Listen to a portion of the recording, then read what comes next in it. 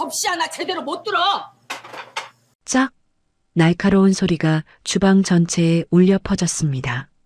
시어머니의 손바닥이 며느리의 뺨을 있는 힘껏 후려쳤어요.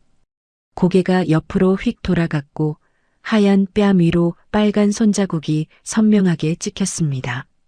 저는 눈앞이 빨개졌습니다. 68회를 살면서 이런 분노는 처음이었어요. 저 여자가 때린 건 그냥 며느리가 아니었습니다. 제가 33년간 목숨처럼 키워온 외동딸이었어요. 저는 주먹을 부들부들 떨었습니다. 저 여자는 꿈에도 몰랐겠죠. 자기가 거지 취급하며 쫓아내려던 이 늙은이가 대체 어떤 사람인지를요. 사연 시작 전 구독과 좋아요를 눌러주시면 그곳에 축복이 가득하시기를 바라겠습니다. 제 이름은 장동철, 올해 68살입니다. 사람들은 저를 보면 영락없는 시골 노인네라고 생각하죠. 낡은 등산복에 흙 묻은 운동화, 손에는 검은 비닐봉지 하나 들고 다니는 모습이 그렇게 보일 만도 해요. 하지만 세상 일이라는 게 겉모습만으론 알 수 없는 법이잖아요. 오늘 제가 겪은 일도 그랬습니다. 강남 테헤란로의 초고층 빌딩 23번째 층이었습니다. 대한민국에서 손꼽히는 법무법인의 회의실은 창밖으로 서울의 스카이라인이 한눈에 내려다 보이는 곳이었어요. 대리석 테이블에 차가운 감촉이 손끝에 전해졌고 그 위에는 800억 원짜리 빌딩 매매 계약서가 놓여 있었습니다. 저는 방금 인주를 찍은 엄지손가락을 가만히 내려다봤어요. 붉은 인주가 투박한 손톱 밑까지 스며들어 있었습니다. 손등에는 오랜 세월의 흔적인 검버섯이 여기저기 박혀 있었고 손가락 마디마디에는 굳은 살이 단단하게 자리 잡고 있었죠. 농사일과 막노동으로 다져진 이 손이 방금 800억짜리 도장을 찍었다는 게 스스로도 묘한 기분이 들었죠. 회의실 안에는 파트너 변호사 3명과 실무진 대여섯 명이 도열해 있었습니다. 수십억 수임료를 받는다는 이 양반들이 제 낡은 등산복 소매에 묻은 흙을 분명히 봤을 거예요. 무릎이 나온 등산 바지도 때가 낀 운동화도 다 봤을 겁니다. 그런데도 허리를 90도로 꺾으며 연신 고개를 조아렸어요. 회장님, 정말 감사드립니다. 이번 거래도 무사히 마무리되어 다행입니다. 저는 고개만 살짝 끄덕였습니다. 이 사람들이 저한테 공손한 건 제가 대단한 사람이어서가 아니에요. 제 통장에 찍힌 숫자가 대단한 거죠. 그 차이를 모를 만큼 저는 어리석지 않았습니다. 68회를 살면서 그 정도는 깨달았어요. 계약서를 꼬깃꼬깃 접어 누런 서류 봉투에 넣으며 자리에서 일어섰습니다. 파트너 변호사가 얼른 다가와 엘리베이터까지 에스코트 하겠다고 했지만 저는 손사래를 쳤어요. 됐어요. 여기서 인사합시다. 로비로 내려오니 비서 김 실장이 기다리고 있었습니다. 깔끔한 양복 차림의 김 실장은 제 꼴을 보고도 눈 하나 깜짝하지 않았어요.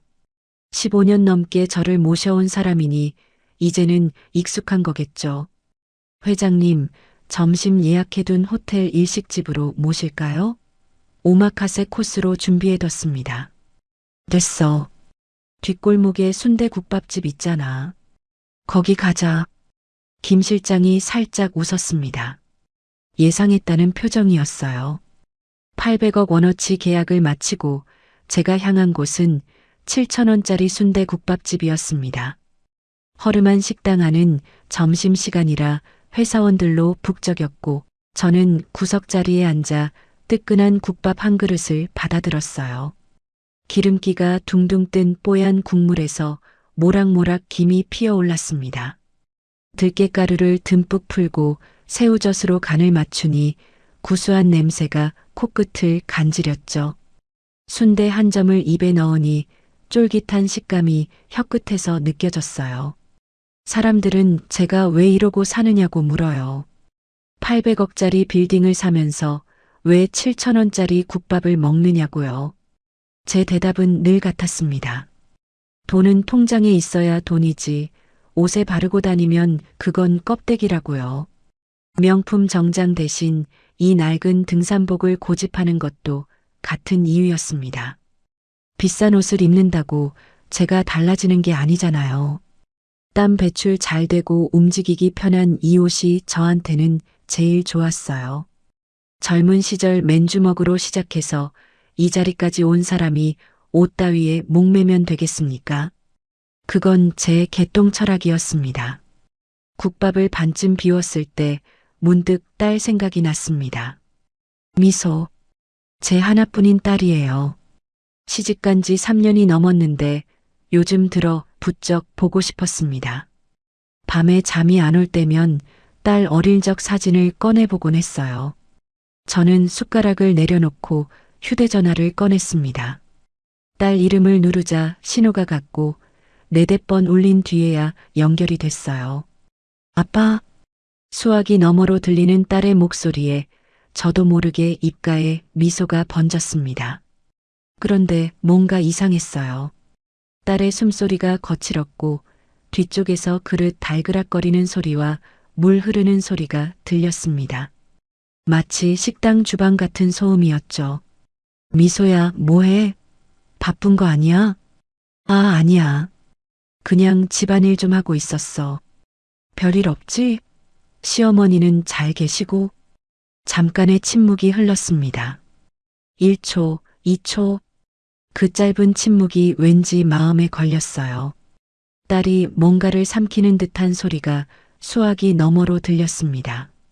그럼요, 아빠. 시어머니가 얼마나 잘해주시는데요. 걱정 마세요.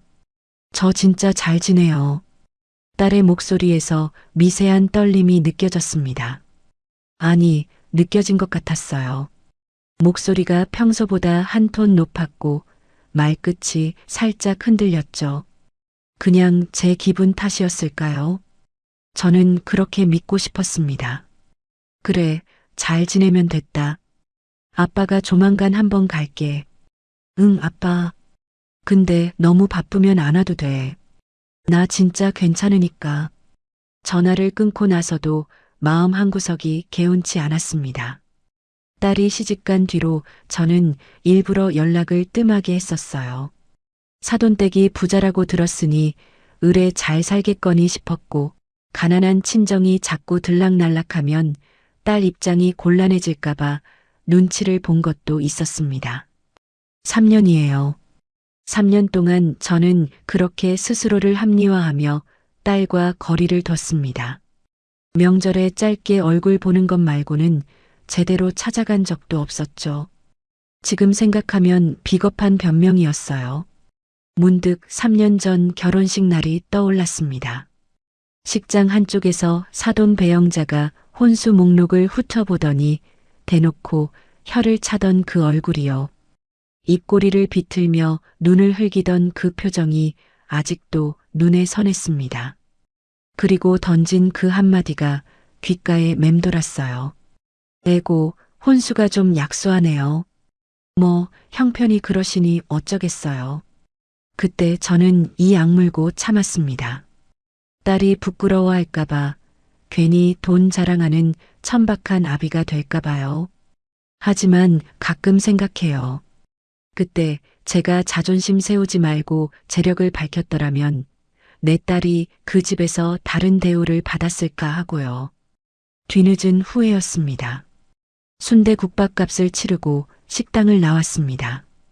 주차장에 세워둔 제 차가 보였어요. 벤츠도 아니고 포르쉐도 아닌 20년 된 1톤 트럭이었습니다. 파란색 페인트가 여기저기 벗겨지고 범퍼에는 녹이 슬었어요. 앞유리에는 작은 금이 가 있었고 사이드 미러는 테이프로 덕지덕지 붙여놓은 상태였죠. 저는 이 낡은 트럭에 봉봉이라는 이름을 붙여줬습니다. 주변에 번쩍거리는 외제차들 사이에서 봉봉이는 초라해 보였지만 저한테는 그 어떤 고급 세단보다 편한 친구였어요. 20년을 함께한 내 발이나 다름없었죠. 회장님, 그래도 오늘은 세단으로 모실까요? 김 실장이 조심스럽게 물었지만 저는 고개를 저었습니다. 아니야. 딸한테 줄 거 실어야 하니까 트럭이 나아. 저는 봉봉이 시동을 걸고 서울 외곽의 주말 농장으로 향했습니다. 사실 그 농장 일대가 전부 제 땅이에요. 곧 개발이 들어올 금싸라기 땅이었죠. 몇백억은 거뜬히 받을 수 있는 땅이었어요. 하지만 저는 그곳을 개발하지 않고 그냥 텃밭으로 쓰고 있었습니다. 흙을 만지고 있으면 마음이 편해지거든요. 농장에 도착하니 푸릇푸릇한 호박잎들이 저를 반겼습니다. 저는 고무장갑을 끼고 밭 사이를 누비며 싱싱한 호박잎과 풋고추를 땄어요. 촉촉한 흙냄새와 풋풋한 풀냄새가 코끝에 스며들었습니다. 아침 이슬을 머금은 잎사귀들이 손끝에서 싱그럽게 느껴졌죠. 땅을 밟을 때마다 부드러운 흙이 발밑에서 폭신하게 눌렸어요. 이 순간만큼은 제가 수천억 자산가라는 사실을 잊을 수 있었습니다. 백화점에서 파는 비싼 명품 고기 대신 직접 기른 유기농 채소를 검은 비닐봉지에 담았습니다. 동네 방앗간에서 갓 짜온 참기름도 넣었고요. 딸이 어릴 때부터 좋아하던 것들이었어요. 호박잎쌈에 된장 찍어 먹던 그 시절이 눈에 선했습니다. 투박한 선물이지만 아비의 정성만큼은 어떤 명품보다 값지다고 믿었습니다. 그때 김 실장에게서 전화가 왔습니다. 회장님, 오늘 잔금 치르신 압구정 더 팰리스 건물 있잖습니까? 1층에 한정식 집이 있는데 임대차 현황 파악 겸 한번 들르시겠습니까? 저는 잠시 말을 멈췄습니다. 그 한정식 집이 사돈 배영자가 운영하는 가게라는 걸 이미 알고 있었거든요. 청담이라는 이름의 고급 한정식 집이었죠. 사실 그걸 알고 일부러 그 건물을 매입한 것이기도 했습니다. 딸이 가까이 있는 곳을 소유하고 싶은 아비 마음이었어요. 그래, 가보지 뭐. 사돈 가게 임대료도 좀 깎아주고 겸사겸사 인사도 하고. 근데 내 신분은 아직 밝히지 마. 서프라이즈로 가게. 전화를 끊고 봉봉이에 올라탔습니다. 흙투성이 신발을 털지도 않고요. 조수석에는 딸줄 반찬 봉지를 올려놓았고 대시보드 위에는 800억짜리 매매 계약서가 든 누런 서류 봉투가 덩그러니 놓여 있었어요. 검은 봉지 반찬과 수백억 계약서. 이 기묘한 조합이 바로 장동철이라는 사람이었습니다. 강남대로에 진입하자 신호가 걸렸습니다. 낡은 트럭이 끼어들자 옆 차선에서 번쩍거리는 스포츠카 한 대가 경적을 울렸어요. 운전석 창문이 내려가더니 젊은 남자가 뭐라 중얼거렸습니다. 아마 저 늙은이 트럭 때문에 차선이 막힌다는 소리였겠죠. 손가락질까지 하더군요. 저는 그냥 피식 웃었습니다. 저 친구 차 할부금이 아마 내 트럭 값보다 비쌀 거예요. 하지만 뭐 어떻습니까? 남이 뭐라 하든 제 갈 길 가면 되는 거죠. 압구정으로 향하는 길, 휴게소에서 산 호두과자를 하나 입에 넣었습니다. 고소한 맛이 입안에 퍼졌어요. 오랜만에 딸을 본다는 생각에 절로 콧노래가 나왔습니다. 창밖으로 스쳐 지나가는 가로수들이 유난히 싱그러워 보였어요. 곧 보자, 미소야. 아빠가 간다. 그때는 몰랐습니다. 제가 지금 폭풍전야의 고요 속에 있다는 것을요. 그 한정식집 문을 열고 들어서는 순간 제 평온한 일상이 송두리째 뒤집어질 거라는 것을요. 저는 그저 딸이 보고 싶어서 반찬 봉지 하나 들고 찾아가는 평범한 늙은 아비였을 뿐이었습니다. 압구정 한복판에 도착했을 때 저는 잠시 트럭에서 내리지 못하고 멍하니 건물을 올려다봤습니다. 더 팰리스라는 이름의 이 건물, 오늘 아침 제가 800억을 주고 산 바로 그 건물이었어요. 25층짜리 고급 빌딩이 오후 햇살을 받아 유리벽이 반짝거렸습니다. 1층에 자리 잡은 한정식 집 청담은 한옥 스타일의 기와 지붕을 얹은 고급스러운 외관을 자랑하고 있었죠. 처마 끝에는 풍경이 달려 있었고 입구 양옆으로는 소나무 분재가 도열해 있었습니다. 그런데 입구에 걸린 대형 현수막이 눈에 들어왔습니다. 신규 건물주님 환영이라는 글씨가 붉은색 바탕에 금색으로 번쩍번쩍 빛나고 있었어요. 현수막 아래로는 축하 화환들이 줄지어 서 있었습니다. 저는 피식 웃음이 났습니다. 사돈이 새 건물주를 맞이하려고 저렇게 야단법석을 떨고 있는 거였죠. 그 건물주가 바로 자기 사돈이라는 것도 모른 채 말이에요. 아이러니한 상황이었습니다. 트럭에서 내려 검은 비닐봉지를 들고 정문 쪽으로 걸어갔습니다. 주차장에는 벤츠, 포르쉐, 제네시스 같은 고급 차량들이 줄지어 서 있었어요. 제 낡은 트럭이 그 사이에 끼어 있으니 마치 백조떼 사이에 오리 한 마리가 끼어 있는 것 같았습니다. 그때 발렛 주차 요원 2명이 허겁지겁 뛰어왔어요. 검은 조끼를 입은 젊은 청년들이었는데 제 트럭을 보더니 얼굴이 일그러지는 게 보였습니다. 한 명은 노골적으로 코를 막는 신용까지 했어요. 어르신, 여기 납품 차량 들어오는 곳 아닙니다. 식자재 배달이시면 뒤쪽 하역장으로 가세요. 목소리에 짜증이 묻어 있었습니다. 저는 고개를 저었습니다. 납품 온 거 아니야. 나 여기 손님이고 사장님 사돈이라고. 두 청년이 서로 눈빛을 교환했어요. 한 명이 픽하고 헛웃음을 흘렸습니다. 그 눈빛에 담긴 의미를 저는 너무나 잘 알았습니다. 이 늙은이가 헛소리를 한다는 표정이었죠. 한 명이 팔짱을 끼며 코웃음을 쳤습니다. 어르신, 농담도 참. 사장님 사돈이시라고요? 저희 사장님 사돈은 서울에서 알아주는 분이신데요. 그 말에 속으로 쓴웃음이 났습니다. 서울에서 알아주는 분이라. 틀린 말은 아니었어요. 다만 이 청년들이 상상하는 모습과 실제 제 모습이 너무 달랐을 뿐이죠. 저는 더 이상 실랑이 하고 싶지 않았습니다. 그래, 알았어. 차는 저기 구석에 세워둘 테니까. 트럭을 주차장 구석진 곳에 대충 세워두고 걸어서 정문으로 향했습니다. 발렛 요원들이 수군거리는 소리가 등 뒤로 들렸어요. 아마 미친 노인네라고 했겠죠. 신경 쓰지 않았습니다. 중요한 건 딸을 만나는 것이었으니까요. 가게 안으로 들어서는 순간 저는 잠시 숨이 멎는 것 같았습니다. 내부가 상상 이상으로 화려했거든요. 입구부터 금박 장식이 번쩍거렸고 한쪽 벽면에는 비단 잉어들이 노니는 대형 연못이 설치되어 있었어요. 주황색과 흰색 잉어들이 유유히 헤엄치는 모습이 눈길을 끌었습니다. 바닥은 윤이 나는 대리석이었고 천장에는 한지로 만든 고급 조명이 은은하게 빛나고 있었습니다. 은은한 디퓨저 향기가 코끝을 스쳤어요. 고급스러운 향이었지만 어딘가 과하다는 느낌이 들었죠.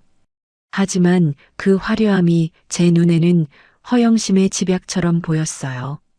지나치게 번쩍거리는 금박 장식, 굳이 실내에 만들어 놓은 연못, 손님보다 인테리어가 주인인 것 같은 분위기. 사돈 영자의 성격을 그대로 보여주는 공간이었습니다. 돈으로 품위를 사려고 했지만 진짜 품위는 돈으로 살 수 없다는 걸 모르는 사람의 취향이었죠. 홀 한쪽에서 날카로운 목소리가 들려왔습니다. 고개를 돌려보니 영자가 직원들을 일렬로 세워놓고 복장 점검을 하고 있었어요. 머리끝부터 발끝까지 명품으로 휘감은 모습이었습니다. 샤넬 투피스에 에르메스 스카프, 목에는 굵직한 진주 목걸이가 걸려 있었고 손가락마다 반지가 번쩍거렸죠. 손목에는 금색 시계가 햇빛을 받아 빛났습니다. 65살 나이에 저렇게 치장하려면 돈이 얼마나 들었을까요? 하지만 아무리 비싼 옷을 입어도 사람의 품격까지 바꿀 수는 없는 법이었습니다. 오늘 회장님 오셔. 먼지 한 톨이라도 보이면 그날로 짐 싸. 알아들었어? 목소리가 칼날처럼 날카로웠습니다. 직원들이 고개를 조아리며 네, 사장님을 연발했습니다. 다들 얼굴이 하얗게 질려 있었어요. 공포에 질린 표정들이었습니다. 영자는 한 여직원 앞에서 걸음을 멈추더니 삿대질을 했어요. 손가락이 여직원의 코앞까지 닿을 듯 말 듯 흔들렸습니다. 너 립스틱 색깔이 왜 그래? 장례식장이야? 당장 가서 바르고 와. 여직원이 울먹이며 화장실로 뛰어갔습니다. 그 모습을 보며 저는 속이 씁쓸해졌습니다. 화려한 겉모습과 달리 사람 대하는 품이 천박하기 그지없었거든요. 직원 한 명 한 명을 사람이 아니라 도구처럼 대하는 모습이었어요. 저런 사람 밑에서 내 딸이 3년을 살았다니 가슴 한구석이 먹먹해졌습니다. 딸이 전화할 때 목소리가 떨렸던 이유가 조금씩 이해되기 시작했어요. 그때 가게 통유리에 제 모습이 비쳤어요. 무릎이 나온 등산 바지, 흙 묻은 운동화, 손에 든 검은 비닐봉지. 주변의 화려한 인테리어와 대비되니 영락없는 시골에서 올라온 촌로였습니다. 스스로 봐도 이 공간에 어울리지 않는 모습이었죠. 홀을 둘러봤지만 딸은 보이지 않았습니다. 카운터에도 없었어요. 룸으로 통하는 복도 쪽도 살폈지만 딸의 모습은 어디에도 없었습니다. 불안감이 가슴 한쪽에서 스멀스멀 피어올랐습니다. 분명 전화할 때 그릇 소리와 물소리가 들렸는데 설마 주방에 있는 건 아니겠지 하는 생각이 들었어요. 손님들 앞에서 서빙하는 것도 아니고 주방에서 일을 한다고요. 제 딸이요. 말도 안 되는 상상이었지만 점점 불길한 예감이 현실이 되어가는 것 같았습니다. 주변을 두리번거리는데 식사 중이던 손님들의 시선이 느껴졌습니다. 한쪽 테이블에 앉은 중년 부부가 저를 보며 수군거렸어요. 남자는 양복 차림이었고 여자는 진주 귀걸이를 하고 있었습니다. 목소리가 작지 않아서 내용이 들렸습니다. 저 사람 뭐야? 노숙자야? 여기 물 관리 안 해? 그러게. 어떻게 들어온 거야? 직원들 뭐 하는 거야? 여자가 손부채질을 하며 얼굴을 찡그렸습니다. 마치 냄새가 난다는 듯이요. 얼굴이 화끈거렸습니다. 68회를 살면서 이런 수모를 당한 적이 몇 번이나 있었을까요? 하지만 꾹 참았어요. 여기서 소란을 피우면 딸 입장만 곤란해질 테니까요. 주먹을 꽉 쥐었다가 천천히 폈습니다.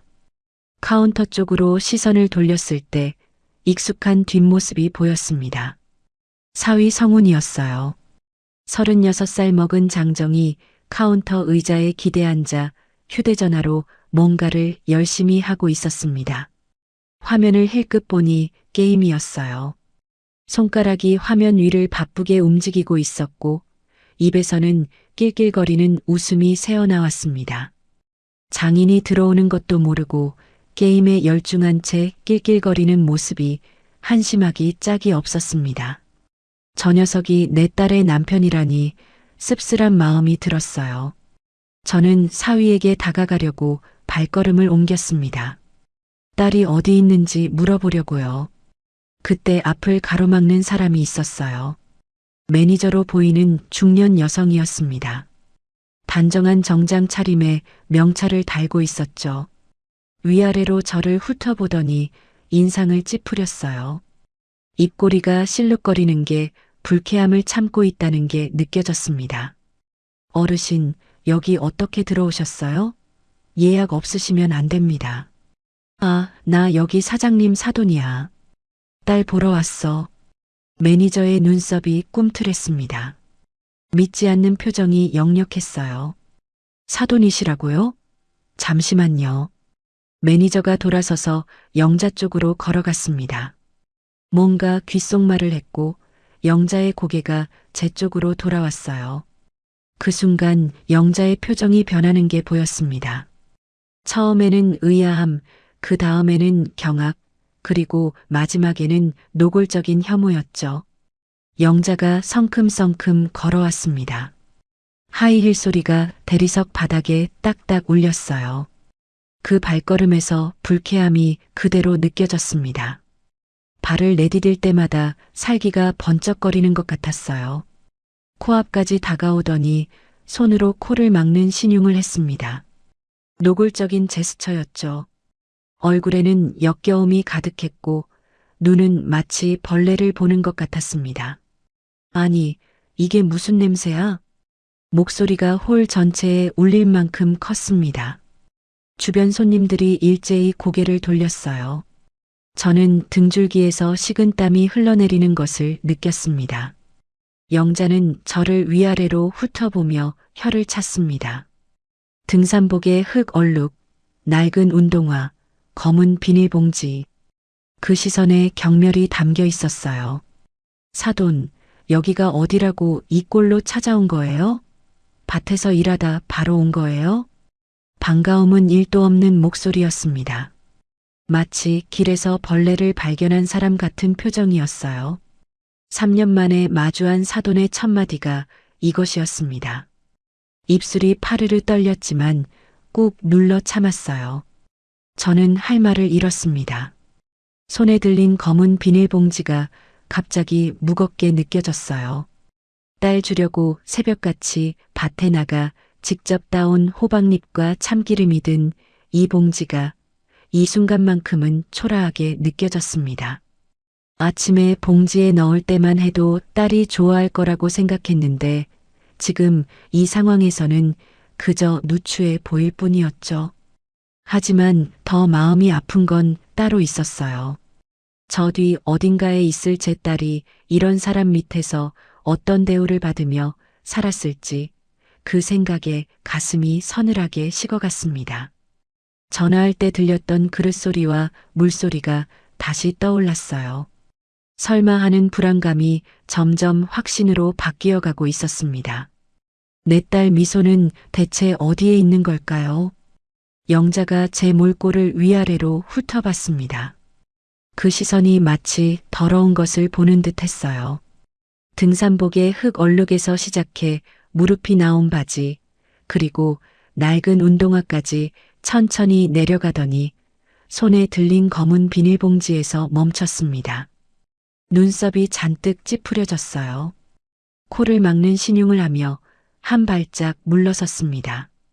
그 한 발짝이 칼날처럼 가슴에 박혔어요. 이게 뭐예요? 밤매다 오신 거예요? 연락도 없이 이게 무슨 예의 없는 짓이래요.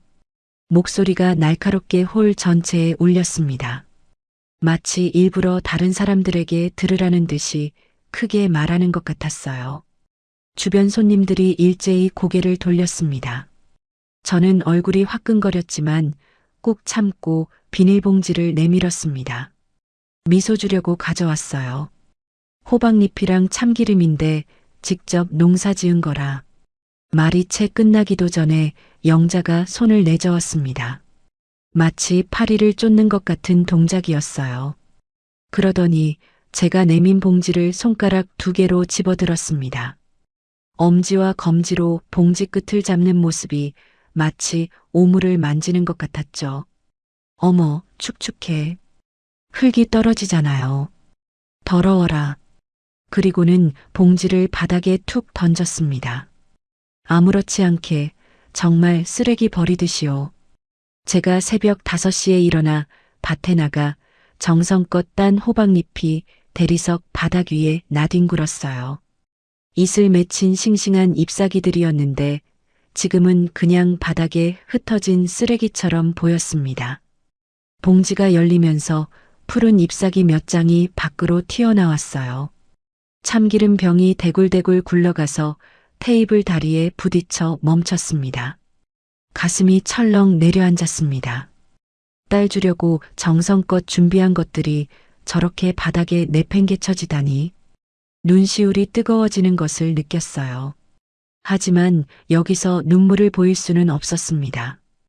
허리를 숙여 봉지를 주우려는데 영자가 제 앞을 가로막았습니다. 하이힐 코가 제 손등 바로 앞에 딱 멈췄어요. 사돈, 오늘이 무슨 날인지 알아요? 우리 가게 새 건물주 회장님이 오시는 날이에요. 수백억짜리 빌딩 주인이시라고요. 영자의 목소리가 점점 높아졌습니다. 손가락으로 제 가슴팍을 콕콕 찔러대며 말을 이었어요. 손톱이 날카로워서 아팠지만 밀쳐낼 수가 없었습니다. 그런 귀한 분 오시는 날 사돈이 이 꼴로 여기 있으면 어떡해요. 수준 떨어지게. 손님들 다 쳐다보잖아요. 뒤를 돌아보니 정말로 손님들이 이쪽을 구경하고 있었습니다. 수군거리는 소리가 웅성웅성 들렸어요. 한 중년 남자가 휴대전화를 들고 이쪽을 찍는 것 같았습니다. 아마 웃긴 영상이라도 올리려는 모양이었죠. 수치심이 발끝에서부터 치밀어 올랐습니다. 사돈, 나 딸 보러 온 거예요. 미소 어디 있어요? 미소요? 미소는 지금 바빠요. 사돈 상대할 시간 없다고요. 영자가 손을 휘휘 저으며 매니저를 불렀습니다. 매니저가 종종 걸음으로 다가왔어요. 이 어르신 뒤쪽으로 모셔. 손님들 눈에 안 띄게. 매니저가 제 팔을 잡았습니다. 힘이 꽤 셌어요. 저는 버티려고 했지만 뒤에서 다른 직원이 등을 떠밀었습니다. 젊은 남자 직원이었어요. 두 사람이 양쪽에서 저를 끼고 홀 뒤쪽으로 끌고 갔습니다. 마치 범죄자를 연행하는 것 같았죠. 발이 질질 끌렸고 운동화 밑창이 대리석 바닥에서 끼익 소리를 냈습니다. 손님들이 수군거리는 소리가 등 뒤로 들렸어요. 누군가 킥킥거리며 웃는 소리도요. 분명히 저를 비웃는 소리였습니다. 창피하고 분했습니다. 68평생 이런 수모는 처음이었습니다. 눈앞이 아찔했어요. 화장실 옆 좁은 통로로 밀려났습니다. 홀의 은은한 디퓨저 향기와 달리 이쪽은 락스 냄새와 음식물 쓰레기 냄새가 뒤섞여 코를 찔렀어요. 어디선가 하수구 냄새도 났습니다. 형광등 불빛이 깜빡거렸고 바닥에는 물기가 질퍽거렸어요. 구석에는 쓰레기 봉투가 산더미처럼 쌓여 있었고 파리 몇 마리가 주변을 맴돌았습니다. 같은 가게 아닌데 천지 차이였죠. 손님들에게 보여주는 화려한 얼굴과 감추고 싶은 추한 뒷모습. 영자라는 사람을 그대로 보여주는 공간 같았습니다. 영자가 뒤따라왔습니다. 하이힐이 물기 있는 바닥에서 딱딱거렸어요. 가끔 미끄러지는지 휘청거리면서도 제 앞까지 성큼성큼 걸어왔습니다. 제 앞에 서더니 팔짱을 끼고 위에서 아래로 내려다봤어요. 키가 저보다 작은데도 하이힐 덕분에 눈높이가 비슷했습니다. 그 눈빛에 경멸이 가득했어요. 사돈, 솔직히 말할게요. 나 오늘 진짜 중요한 날이에요. 이 건물 새 주인한테 잘 보여야 재계약을 받든지 하지. 근데 사돈이 이 꼬락서니로 나타나면 내가 얼마나 창피해요? 저는 아무 말도 할 수 없었습니다. 입술을 꽉 깨물었어요. 이 여자가 그렇게 만나고 싶어하는 건물주가 바로 나라고 당장이라도 소리치고 싶었습니다. 하지만 참았어요. 지금 판을 엎으면 딸이 더 힘들어질 것 같았거든요. 차비나 드릴 테니까 조용히 가세요. 영자가 핸드백에서 지갑을 꺼냈습니다. 명품 지갑이었어요. 금색 로고가 번쩍거렸습니다. 5만원권 2장을 빼더니 제 가슴팍에 찔러 넣었어요. 마치 구걸하는 사람에게 적선하듯이요. 동작이 너무 거칠어서 돈이 제대로 들어가지 않았습니다. 2장이 바닥으로 팔랑팔랑 떨어졌어요. 습기 찬 바닥 위에 5만원짜리 지폐가 축축하게 젖어갔습니다. 자, 받으셨으니까 이제 가세요. 응? 더 필요해요? 입꼬리를 비틀며 웃는 얼굴이 너무나 밉살스러웠습니다. 주먹이 부들부들 떨렸어요. 손톱이 손바닥을 파고들었습니다. 피가 날 것 같았지만 느껴지지 않았어요. 분노가 너무 커서 통증 따위는 아무것도 아니었습니다. 당장이라도 이 건물이 내 거라고, 당신이 그렇게 만나고 싶어 하는 회장이 바로 나라고 소리치고 싶었어요. 하지만 이를 악물었습니다. 아직은 때가 아니었어요. 그때 주방 쪽에서 소리가 들렸습니다. 그릇 부딪히는 소리, 물 흐르는 소리, 그리고 사람들 고함 소리. 아까 전화할 때 들었던 바로 그 소리였어요. 심장이 덜컥 내려앉았습니다. 어이, 미소 씨. 설거지 쌓인 거 안 보여? 손 빨리 놀려. 누군가의 거친 호통 소리가 주방에서 터져 나왔습니다. 미소. 분명히 제 딸 이름이었어요. 귀를 의심했습니다. 설마 내 딸이 저 안에서 설거지를 하고 있는 건가요? 저도 모르게 주방 쪽으로 발걸음을 옮겼습니다. 영자가 앞을 가로막았어요. 어디 가려고요? 사돈, 거긴 주방이에요. 들어가시면 안 돼요. 미소가 왜 주방에 있어요? 내 딸이 왜 거기서 설거지를 해요? 영자의 표정이 살짝 굳었습니다. 하지만 금세 태어난 척 웃음을 지었어요. 그 웃음이 오히려 섬뜩했습니다. 아, 그거요? 오늘 좀 바빠서 미소가 도와주는 거예요. 가끔 그래요. 뭘? 가끔이라고요. 저는 영자의 눈을 똑바로 쳐다봤습니다. 눈동자가 흔들리는 게 보였어요. 거짓말이라는 걸 알 수 있었습니다. 3년간 딸이 전화할 때마다 들렸던 이상한 소리들, 목소리의 떨림, 그리고 오늘 이 상황. 모든 것이 맞춰지기 시작했습니다. 비켜요.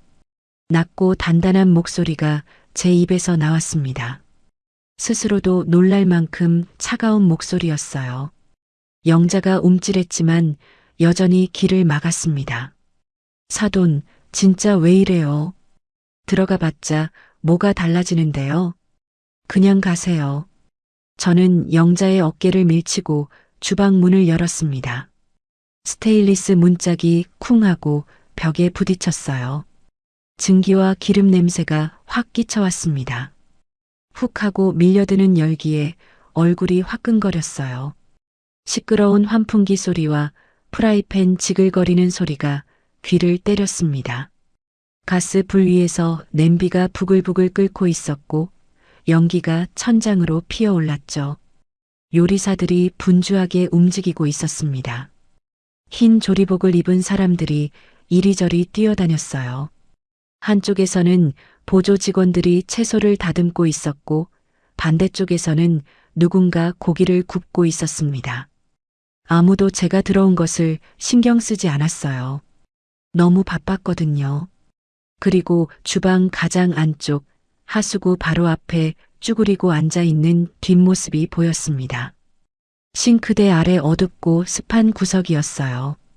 가장 힘들고 더러운 자리였습니다. 색바랜 티셔츠에 고무장갑을 낀 손, 땀에 젖어 등에 달라붙은 옷, 흘러내린 머리카락을 귀 뒤로 쓸어 넘기는 익숙한 동작. 심장이 멈추는 것 같았어요. 다리에 힘이 풀렸습니다. 미소야. 제 목소리가 떨렸습니다. 목이 메어서 제대로 소리가 나오지 않았어요. 그 뒷모습이 천천히 고개를 돌렸습니다. 땀으로 젖은 머리카락이 이마에 달라붙어 있었고 화장기 없는 얼굴은 창백하고 야윈 게 병색이 완연했어요.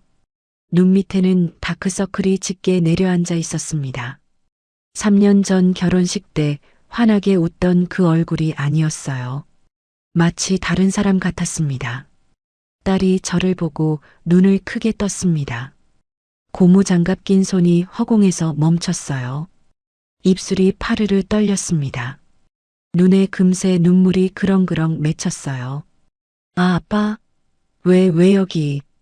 그 순간 세상의 모든 소리가 멈춘 것 같았습니다. 프라이팬 소리도 환풍기 소리도 사람들 고함 소리도 들리지 않았어요. 오직 딸의 창백한 얼굴만 제 눈에 들어왔습니다.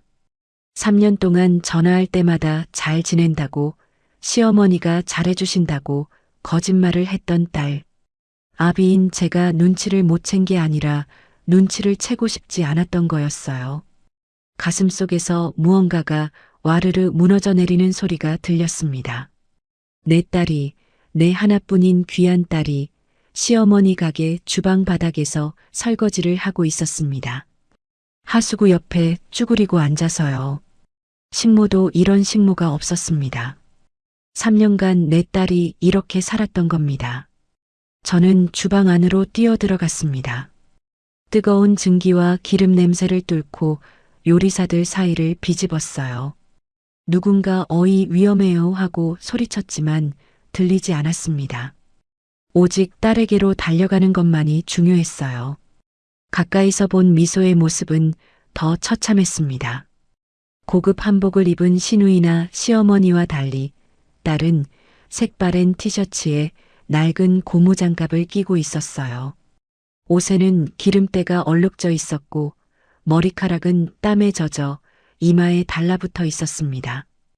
헐렁한 고무장화를 신은 발이 하수구 물에 절반쯤 잠겨 있었어요. 미소야, 이게 무슨 꼴이냐? 목소리가 떨렸습니다. 딸이 황급히 일어서더니 고무장갑 낀 손을 등 뒤로 감췄어요. 하지만 저는 이미 봤습니다. 장갑 사이로 보이는 손가락 마디마디가 빨갛게 부어 있었어요. 저는 딸의 손목을 잡아당겨 손을 앞으로 가져왔습니다. 고무장갑을 벗기자 딸의 손이 드러났습니다. 갈라지고 물에 불어 터진 손가락들이었어요. 손톱 밑에는 때가 꼈고 손등에는 붉은 상처 자국이 여기저기 나 있었습니다. 세제에 닿아서 그런지 피부가 하얗게 일어나 있었어요. 손가락 사이사이가 갈라져서 피가 맺혀 있는 곳도 있었습니다. 동상 걸린 것처럼 손끝이 퉁퉁 부어 있었고요. 이건 하루 이틀 일한 손이 아니었습니다. 몇 달, 아니 몇 년을 이렇게 일해야 이런 손이 되는 거예요. 눈물이 핑 돌았습니다. 아빠, 괜찮아. 이거 별거 아니야. 미소가 손을 빼려고 했지만 저는 놓지 않았습니다. 가슴이 찢어지는 것 같았어요. 내가 곱게 키운 딸의 손이 이렇게 됐다니. 어릴 때 피아노 치던 그 고운 손이, 대학 졸업장 받던 그 손이 이 꼴이 됐습니다. 별거 아니긴. 너 시집와서 이러고 살았어? 3년 동안? 딸이 고개를 떨궜습니다. 대답하지 않았어요. 하지만 그 침묵이 모든 것을 말해주고 있었습니다. 저는 주변을 둘러봤어요.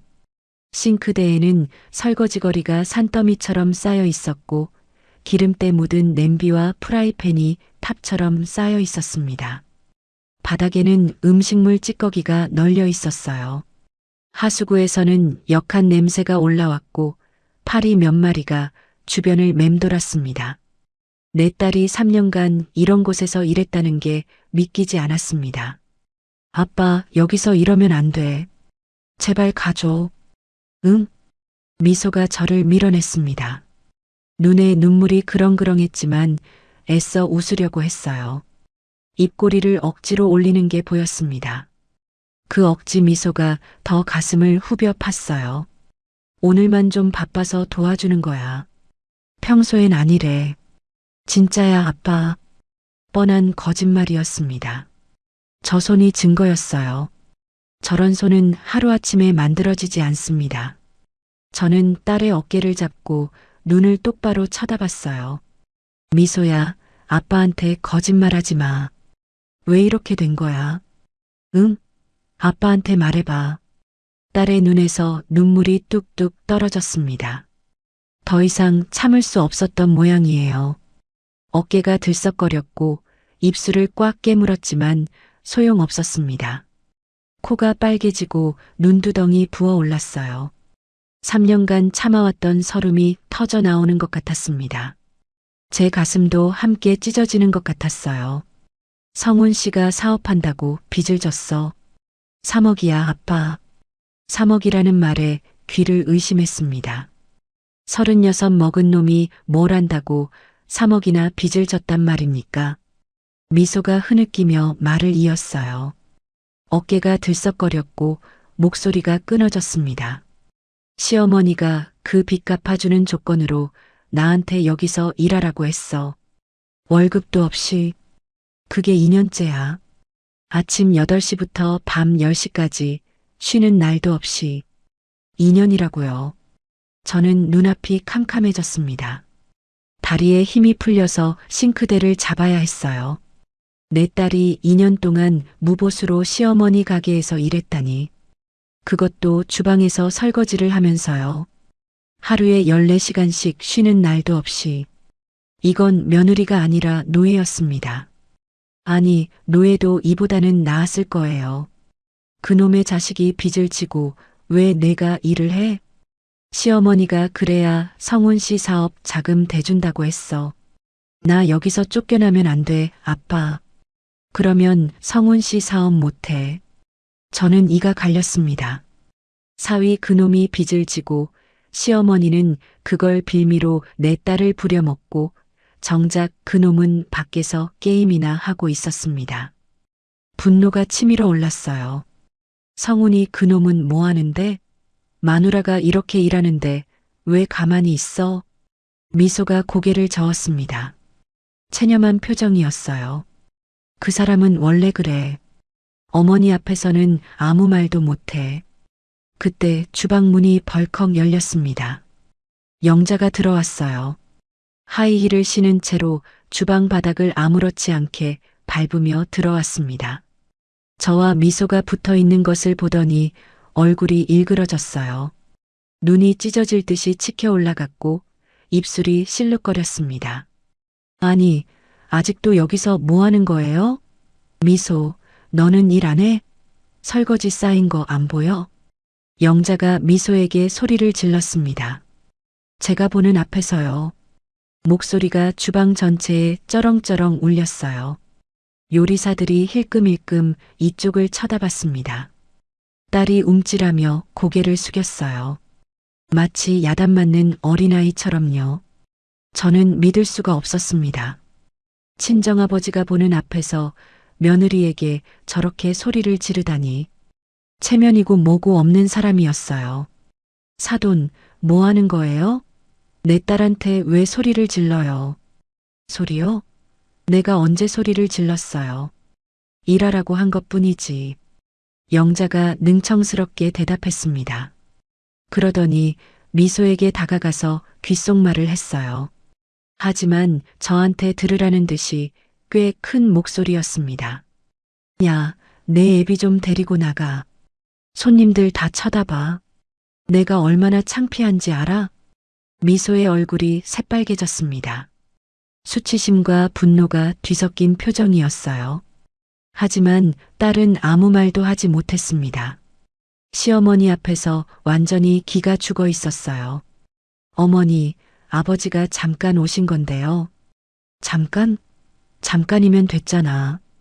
얼굴 봤으면 가시라고 해. 왜 주방까지 따라 들어와서 행패야? 행패라니. 아비가 딸 보러 온 게 행패라고요. 저는 더 이상 참을 수가 없었습니다. 사돈, 지금 내 딸한테 뭐라고 한 거예요? 뭐라고 하긴 뭐려. 사실대로 말한 거죠. 쥐뿔도 없는 집안에서 시집와서는 일이라도 해야지. 밥값은 해야 할 거 아니에요. 직원들이 보는 앞이었습니다. 영자는 아무렇지도 않게 내 딸을 쥐뿔도 없는 집안 출신이라고 불렀어요. 내 딸의 얼굴이 하얗게 질렸습니다. 입술을 꽉 깨물고 있었지만 눈물이 볼을 타고 흘러내렸어요. 그때 주방 입구에서 사위 성훈이 나타났습니다. 담배 냄새를 풍기며 느긋하게 들어왔어요. 입에는 껌을 씹고 있었고 손에는 여전히 휴대전화가 들려 있었습니다. 상황 파악도 못하고 화면만 들여다보고 있었어요. 아내가 울고 있는데도 전혀 관심이 없는 표정이었습니다. 뭐야, 무슨 일이야? 왜 이렇게 시끄러워? 저는 사위를 노려봤습니다. 이놈은 아내가 어머니한테 욕을 먹는데도 한마디도 안 했어요. 아니, 애초에 관심도 없는 표정이었습니다. 마치 남의 집 일인 것처럼요. 36 먹은 남자가 이럴 수 있습니까? 피가 거꾸로 솟았습니다. 성훈아, 내 마누라가 이렇게 일하는 거 알아? 아, 네. 뭐, 어머니 가게 도와드리는 거잖아요. 도와드리는 거라고요. 저는 기가 막혔습니다. 3억 빚 갚으려고 2년째 무보수 노동을 시키는 게 도와드리는 거라고요. 이놈은 아내가 어떤 대우를 받는지 알면서도 모른 척 했던 겁니다. 내가 빚을 지고 왜 미소가 여기서 설거지를 해? 성훈이 머쓱한 표정을 지었습니다. 하지만 미안하다는 말은 없었어요.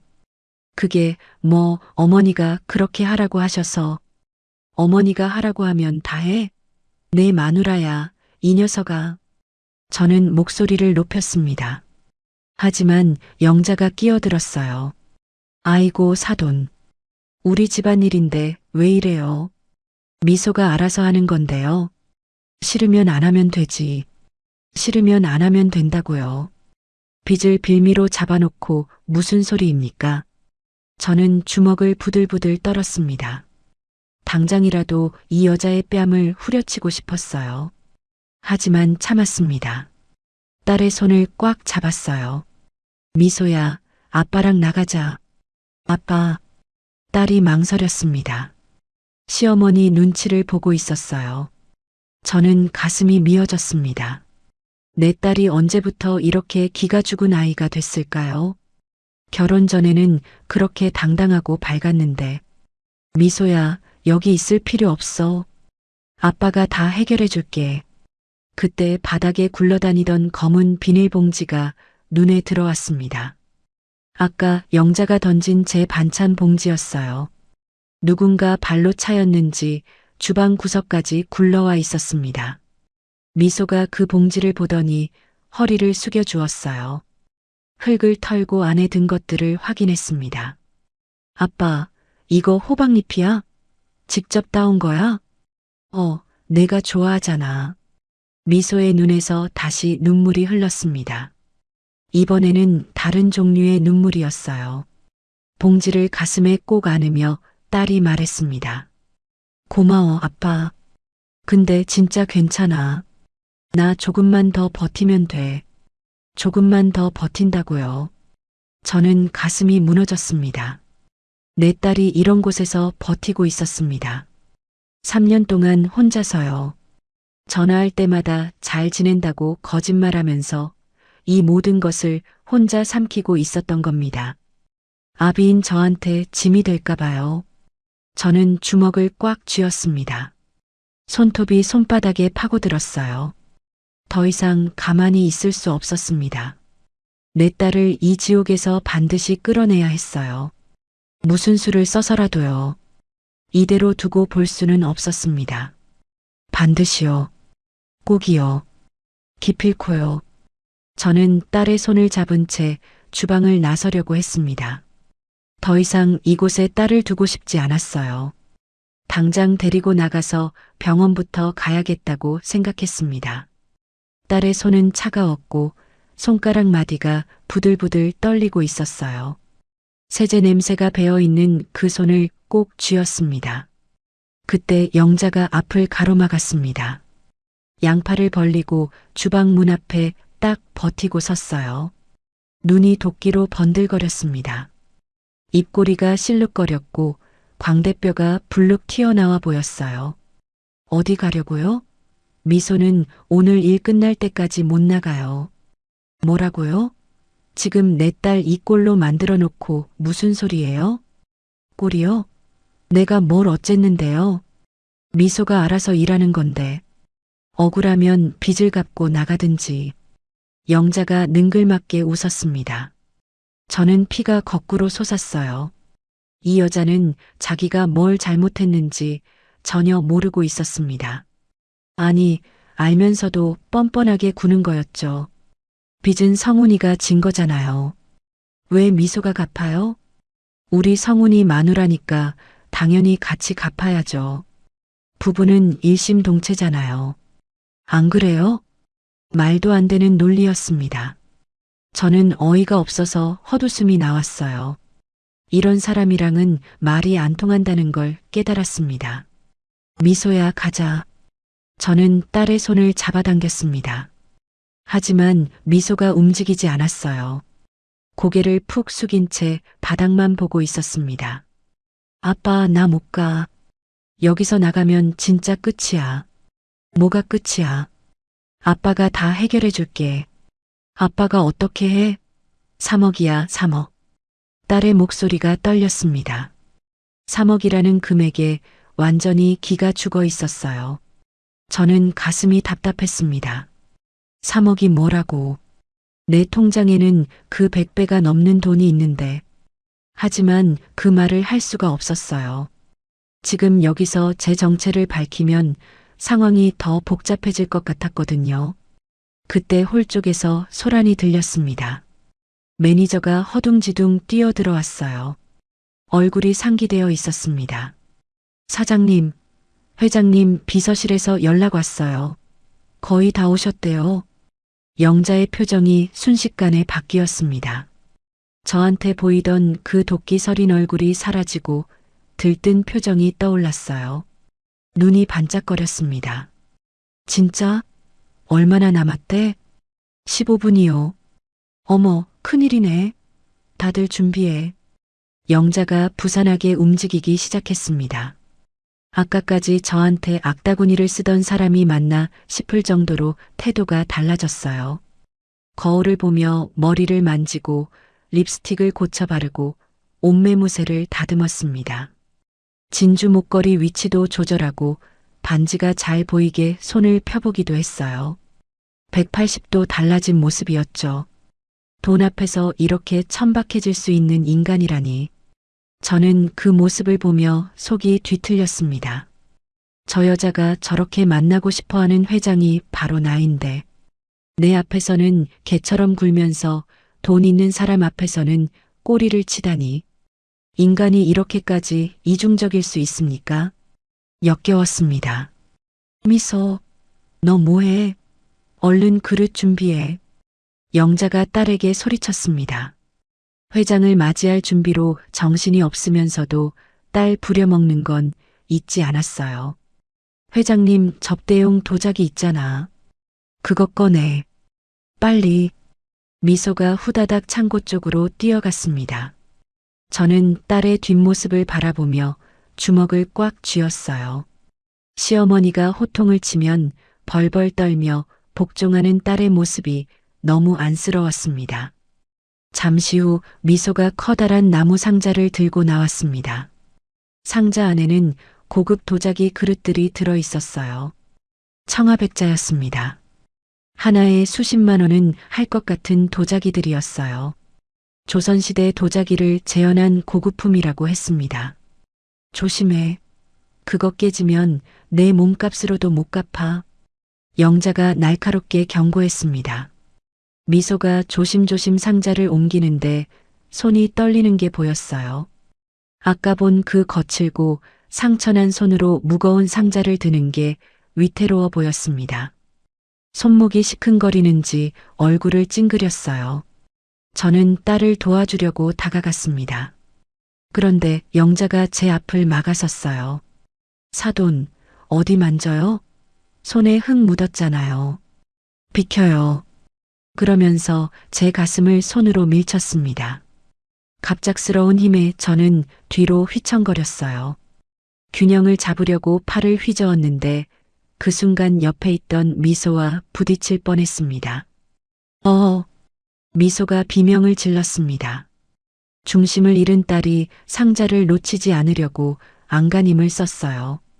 하지만 이미 기울어진 상자에서 도자기 몇 개가 미끄러져 나왔습니다. 그 순간 모든 것이 슬로 모션처럼 느껴졌습니다. 하얀 도자기가 공중에서 빙글빙글 돌았어요. 형광등 불빛을 받아 반짝거렸습니다. 청아백자 문양이 선명하게 보였어요. 그리고 대리석 바닥으로 떨어졌죠. 저는 손을 뻗었지만 닿지 않았습니다. 쨍그랑 날카로운 소리가 주방 전체에 울려 퍼졌습니다. 도자기가 산산조각이 났어요. 하얀 파편이 사방으로 튀었습니다. 바닥에 부딪혀 깨진 조각들이 발밑까지 굴러왔어요. 청아백자의 파란 문양이 여기저기 흩어졌습니다. 1초간의 정적이 흘렀습니다. 아무도 말하지 않았어요. 요리사들도 손을 멈추고 이쪽을 쳐다봤습니다. 파편만 바닥에서 굴러가는 소리가 들렸죠. 그리고 그 정적을 깬 건 영자의 비명이었습니다. 아, 내 도자기, 내 도자기. 영자가 머리를 쥐어뜯으며 소리를 질렀어요. 얼굴이 일그러졌습니다. 눈이 뒤집힐 것처럼 치켜 올라갔고 입에서는 거품이 일 것 같은 기세였어요. 목에 힘줄이 불끈 튀어나왔습니다. 회장님 드릴 접시였어. 이거 세트로 500만 원이야. 500만 원. 너 이거 어떻게 할 거야? 500만 원이라는 말에 미소의 얼굴이 하얗게 질렸습니다. 입술이 파르르 떨렸어요. 딸이 바닥에 주저앉아 파편을 맨손으로 주우려고 했습니다. 날카로운 조각에 손이 베이는 것도 모르고요. 미소야, 만지지 마. 저는 딸에게 달려갔습니다. 미소의 손에서 피가 뚝뚝 떨어지고 있었어요. 파편에 베인 상처에서 빨간 피가 흘러내렸습니다. 하지만 딸은 그걸 신경 쓸 여유도 없이 파편을 주워 담고 있었어요. 어떻게, 이거 어떻게. 미소가 울먹이며 중얼거렸습니다. 완전히 패닉 상태였어요. 손은 피투성이가 되어가는데 파편만 주워 담고 있었습니다.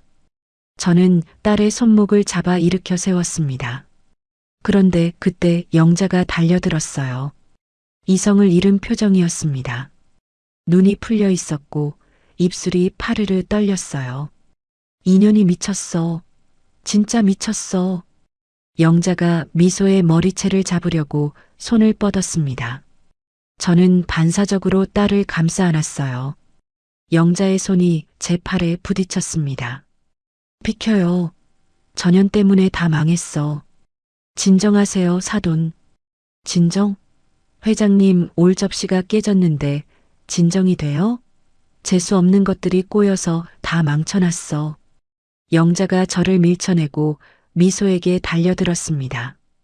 그리고 미소의 뺨을 잇는 힘껏 때렸어요. 짝! 날카로운 소리가 울렸습니다. 미소의 고개가 옆으로 휙 돌아갔어요. 뺨에 빨간 손자국이 선명하게 찍혔습니다. 5손가락 자국이 또렷했어요. 딸의 눈에서 눈물이 주르륵 흘러내렸습니다. 하지만 소리 한 번 내지 못했어요. 너무 놀라서 울음조차 나오지 않는 것 같았습니다. 저는 눈앞이 빨개졌습니다. 온몸의 피가 거꾸로 솟는 것 같았어요. 68회를 살면서 이런 분노는 처음이었습니다. 숨이 거칠어지고 심장이 미친 듯이 뛰었어요. 관자놀이가 욱신거렸고 손이 덜덜 떨렸습니다. 당장이라도 저 여자의 목을 조르고 싶은 충동이 치밀어 올랐어요. 영자는 거기서 멈추지 않았습니다. 또다시 손을 올렸어요. 이 썩을 년, 내가 내 인생 망치려고 환장했어. 두 번째 손이 딸의 뺨을 향해 날아왔습니다. 저는 그 손목을 낚아챘어요. 악력에 온 힘을 실었습니다. 농사일과 막노동으로 단련된 손이었죠. 으악, 나요. 아파. 영자가 비명을 질렀습니다. 하지만 저는 놓지 않았어요. 오히려 더 세게 잡았습니다. 내 딸 몸에 손대지 마라. 제 목소리가 낮고 굵게 깔렸습니다. 스스로도 놀랄 만큼 차가운 목소리였어요. 주방 안의 공기가 얼어붙는 것 같았습니다. 요리사들이 하던 일을 멈추고 이쪽을 쳐다봤어요. 아무도 움직이지 않았습니다. 뭐야 이 노인네가. 영자가 발버둥 쳤지만 제 손에서 벗어나지 못했습니다. 손목이 빨갛게 물들어갔어요. 저는 영자의 눈을 똑바로 쳐다봤습니다. 그 눈에 두려움이 스치는 게 보였어요.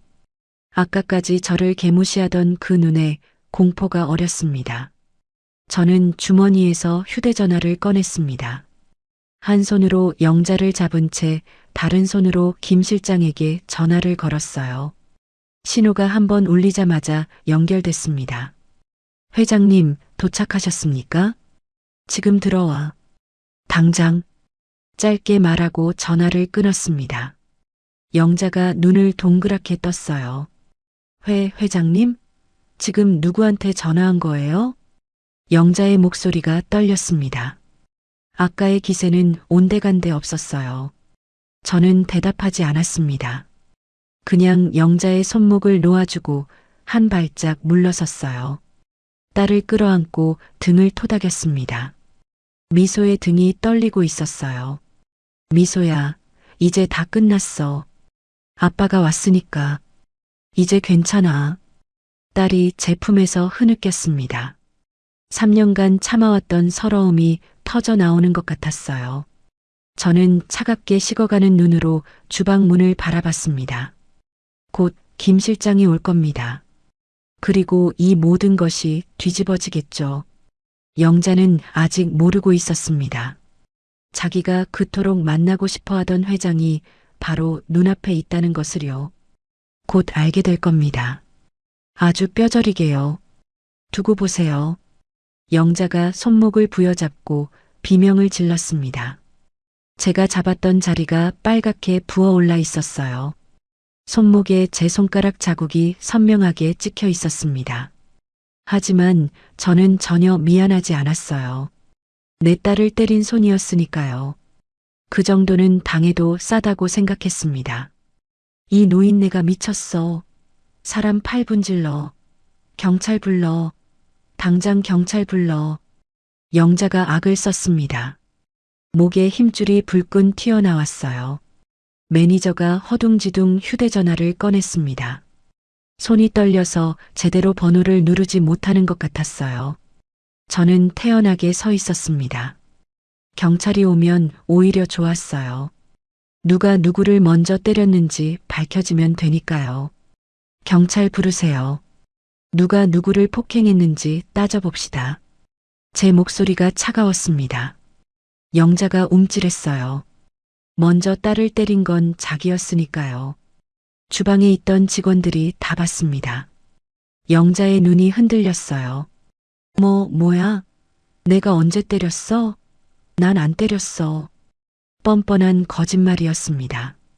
딸의 뺨에는 아직도 빨간 손자국이 선명했어요. 저는 미소의 얼굴을 가리키며 말했습니다. 저 자국이 뭐예요? 직원들 다 봤어요. 영자가 주변을 둘러봤습니다. 요리사들과 보조 직원들이 고개를 돌렸어요. 눈을 마주치지 않으려고 했습니다. 하지만 분명히 다 봤죠. 영자의 얼굴이 일그러졌어요. 야, 너희들. 뭘 봤어? 아무것도 못 봤지? 협박하는 목소리였습니다. 눈을 부라리며 직원들을 한 명씩 노려봤어요. 직원들이 움찔했습니다. 아무도 대답하지 않았어요. 사장한테 밉보이면 잘릴 테니까요. 고개를 푹 숙인 채 바닥만 보고 있었습니다. 영자가 그 침묵을 이용했어요. 입꼬리를 올리며 승리자처럼 웃었습니다. 봐요, 아무도 못 봤대요. 사돈이 헛소리하는 거지. 여기 있는 사람들 전부 증인이에요. 사돈이 난데없이 들어와서 행패 부린 거라고. 저는 이가 갈렸습니다. 이 여자는 정말 뻔뻔함의 끝판왕이었어요. 증인들을 협박해서 입을 막다니. 하지만 상관없었습니다. 곧 김 실장이 올 테니까요. 그때 성훈이 끼어들었습니다. 아까까지 구경만 하던 놈이 갑자기 나섰어요. 담배 냄새를 풍기며 저를 밀쳐냈습니다. 그리고 미소 앞에 섰어요. 마치 아내를 보호하는 것 같은 포즈였지만 눈빛은 전혀 그렇지 않았습니다. 어머니 편을 들 준비가 되어 있는 눈빛이었어요. 장인어른, 이제 그만 가세요. 우리 집안일에 왜 이래요? 집안일? 내 어머니가 내 딸을 때렸는데 집안일이야? 때린 게 아니라 훈계한 거예요. 며느리가 잘못했으면 시어머니가 가르칠 수 있는 거 아니에요? 요즘 세상에도 그 정도는 있잖아요. 저는 귀를 의심했습니다. 이놈은 제정신이 아니었어요. 아내가 뺨을 맞았는데 시어머니 편을 드는 남편이 어디 있습니까? 36 먹은 남자가 아내 하나 보호 못하고 어머니 치맛바람에 놀아나는 꼴이라니. 미소의 얼굴이 더욱 창백해졌어요. 남편한테까지 배신당한 표정이었습니다. 눈에서 희망이 사라지는 게 보였어요. 성훈아, 너 지금 뭐라고 한 거야? 사실이잖아요. 미소가 접시를 깼으니까 어머니가 화나신 거지. 그리고 장인어른이 끼어들어서 일이 커진 거고요. 책임을 저한테 돌리고 있었습니다. 저는 기가 막혔어요. 이 상황을 만든 건 영자인데 제가 끼어들어서 일이 커졌다고요. 분노가 치밀었지만 꾹 눌렀습니다. 그래, 내가 끼어들어서 일이 커졌다고? 그럼 내가 안 왔으면 내 마누라가 계속 이렇게 살아도 됐겠네? 성훈이 대답하지 못했습니다. 눈을 피하며 머리를 극적거렸어요. 비겁한 놈이었습니다. 아내를 지킬 배짱도 없으면서 결혼은 왜 했는지 모르겠어요. 이런 놈한테 딸을 맡긴 제가 한심했습니다. 영자가 다시 나섰습니다. 아까보다 더 도끼 서린 얼굴이었어요. 뭔가 결심한 표정이었습니다. 사돈 좋아요. 이렇게 나오시겠다 이거죠? 그럼 나도 생각이 있어요. 영자가 미소에게 다가갔습니다. 딸의 팔을 잡아 끌었어요. 미소야, 너 오늘부로 이혼이야. 이혼? 이혼이라는 말에 미소가 눈을 크게 떴습니다. 얼굴이 하얗게 질렸어요. 입술이 파르르 떨렸고 다리에 힘이 풀리는지 비틀거렸습니다. 어머니. 그게 무슨 말이긴 뭐가 무슨 말이야. 내 애비가 이 지랄을 하는데 내가 왜 너를 며느리로 두고 있어야 해? 쥐뿔도 없는 집안에서 시집와서는 사고만 치고. 당장 나가. 영자가 미소를 홀쪽으로 밀쳤습니다. 힘이 꽤 셌어요. 딸이 비틀거리며 뒤로 넘어질 뻔했습니다. 저는 황급히 딸을 붙잡았어요. 미소의 몸이 나뭇잎처럼 떨리고 있었습니다. 이혼하면 빚은 어떡해요? 3억 다 갚으라고 할 거야? 미소가 떨리는 목소리로 물었습니다. 영자가 코웃음을 쳤어요. 당연하지. 빚 안 갚고 어딜 가? 이혼하려면 3억 다 갚고 가. 못 갚으면 집이라도 팔든지 부모 집이라도 담보 잡든지. 집이라고요. 미소 이름으로 된 재산은 아무것도 없었습니다. 전세금조차 시어머니가 대줬다고 했어요. 이혼하면 딸은 그야말로 빈털터리가 되는 겁니다.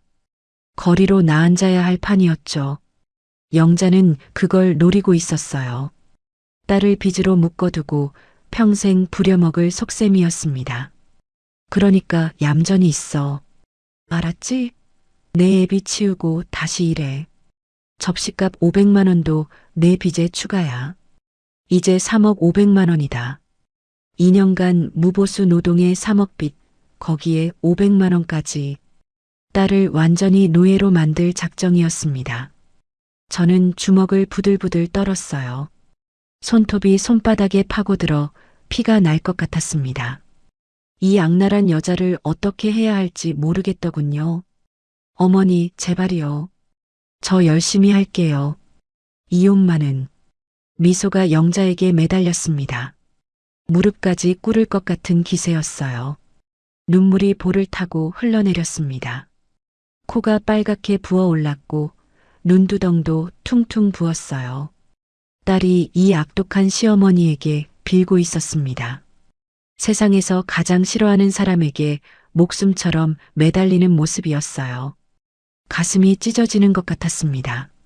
내가 이 모습을 보려고 딸을 키웠나 싶었죠. 그럼 내 애비 당장 내보내. 그리고 다시는 여기 얼씬도 못하게 해. 내 입으로 직접 말해. 영자가 손가락으로 저를 가리켰습니다.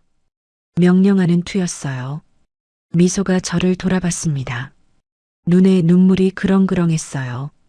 입술을 깨물며 무언가 말하려고 했지만 말이 나오지 않는 것 같았습니다.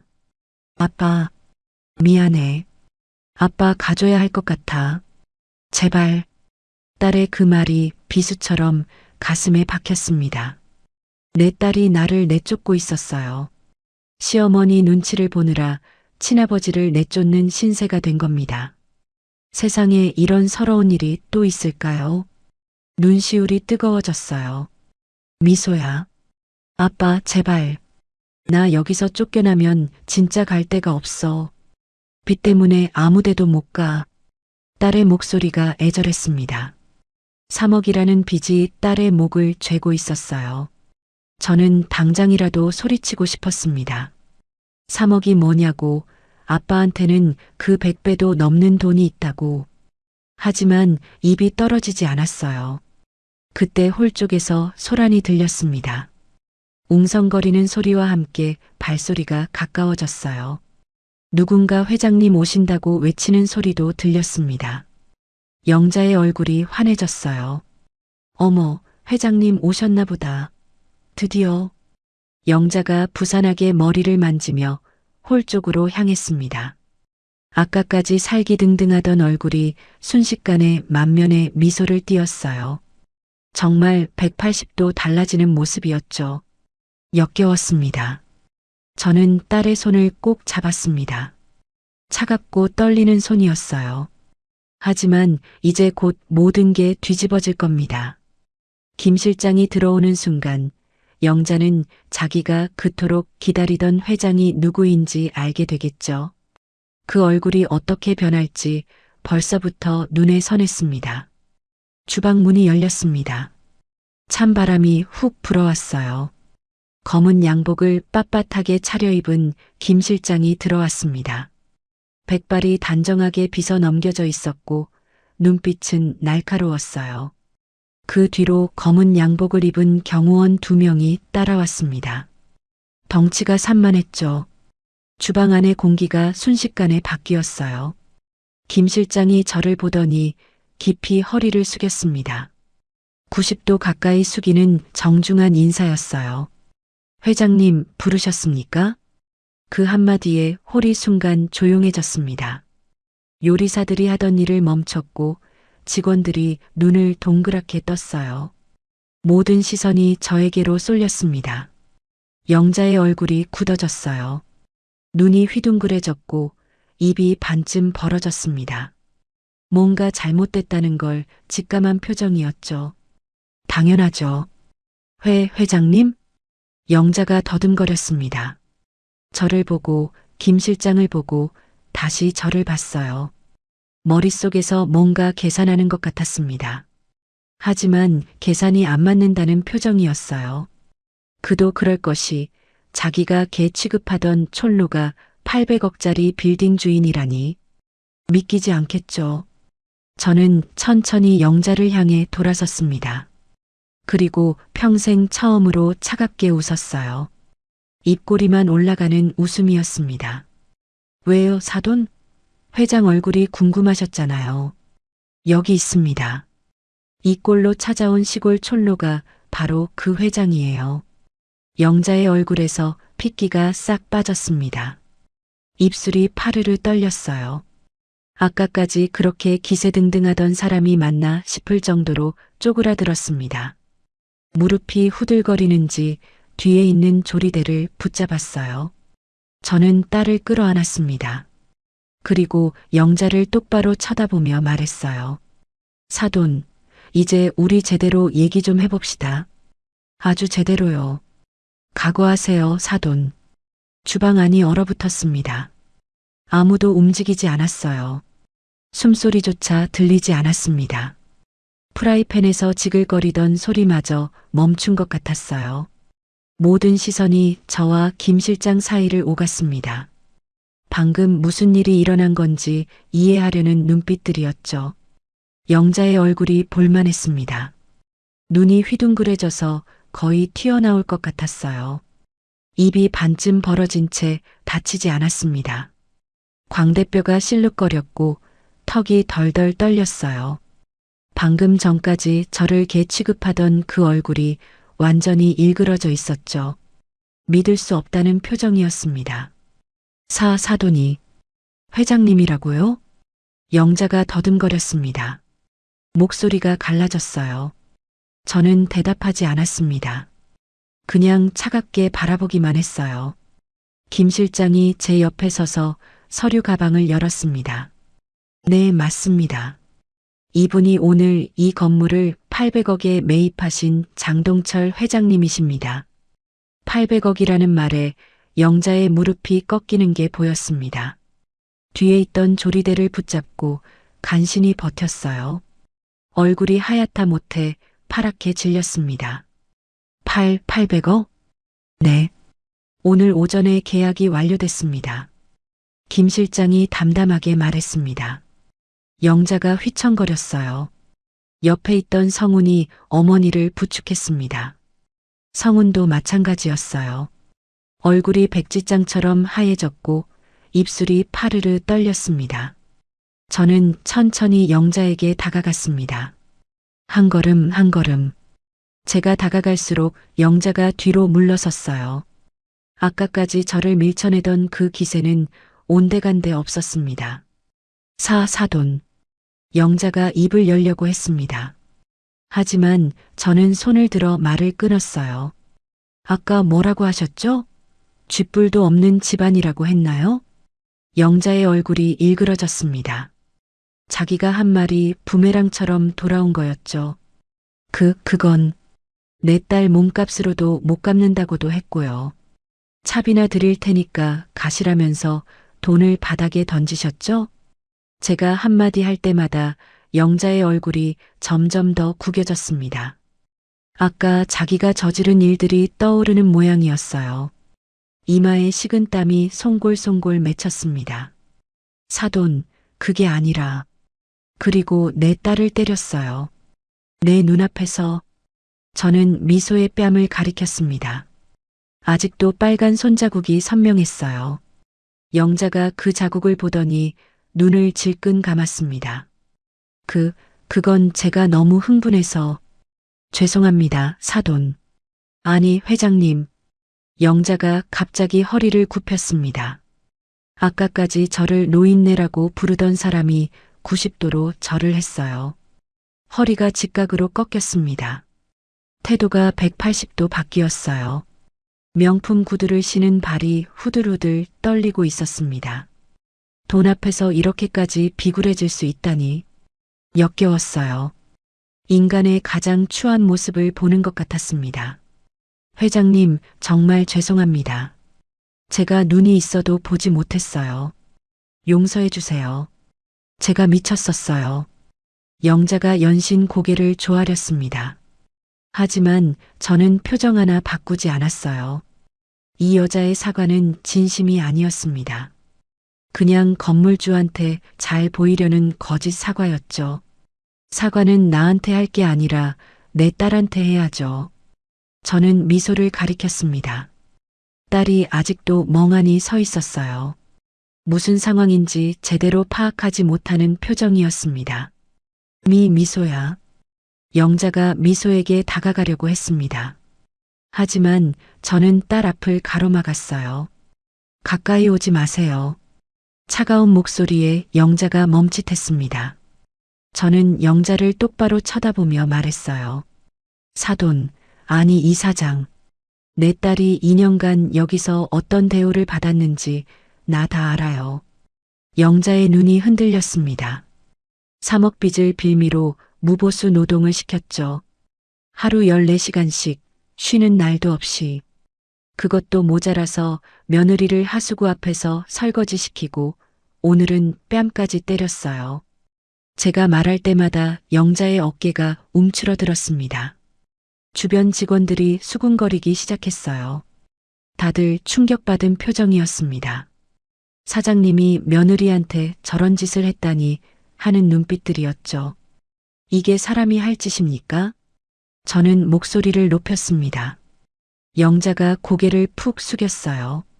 아까까지의 기세는 완전히 사라지고 쪼그라든 모습이었습니다. 그래서 결정했습니다. 저는 김 실장을 돌아봤습니다. 김 실장이 서류 가방에서 문서를 꺼냈어요. 이 가게 임대차 계약 해지하겠습니다. 영자의 얼굴이 다시 하얘졌습니다. 방금 돌아오던 핏기가 다시 싹 빠졌어요. 눈이 커졌고 입이 벌어졌습니다. 마치 사형 선고를 받은 사람 같은 표정이었죠.